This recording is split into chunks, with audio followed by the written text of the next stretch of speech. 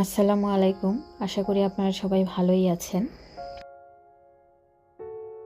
আমাদের চারপাশে ছড়িয়ে ছিটিয়ে আছে কত কত গাছ আর ফুল।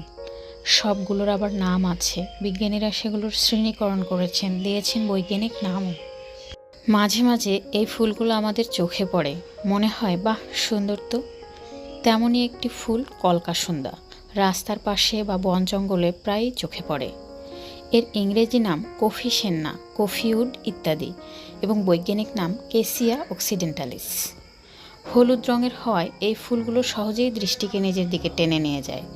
তবু হয়তোবা আমরা পাশ কাটিয়ে চলে যাই।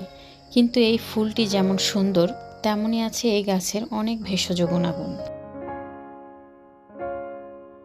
হঠাৎ কেউ অজ্ঞান হয়ে পড়লে এর পাতার রস 1 চামচ খাইয়ে দিলে এবং সেই সঙ্গে 2 ফোঁটা রস নাকে ঢেলে দিলে মূর্ছা ভঙ্গ হয়।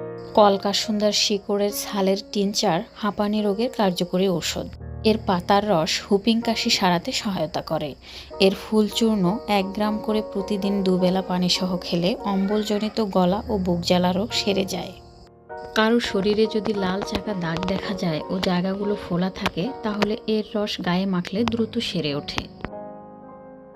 যারা গলা ভাঙা রোগে ভুগছেন এবং গলায় একদম বসে গেছে, এই ক্ষেত্রে এই গাছের ফুল ও পাতা মিলিয়ে পানির সাথে সিদ্ধ করে দিনে 2-3 বার পান করুন, দেখবেন গলা সহজেই ঠিক হয়ে গেছে।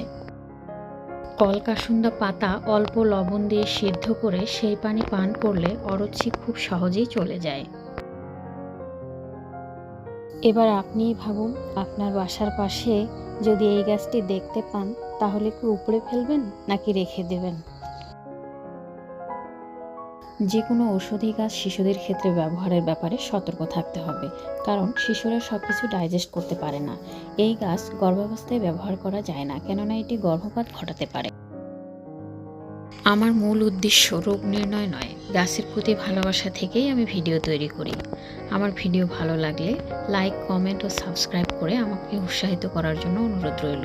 ধন্যবাদ সবাইকে।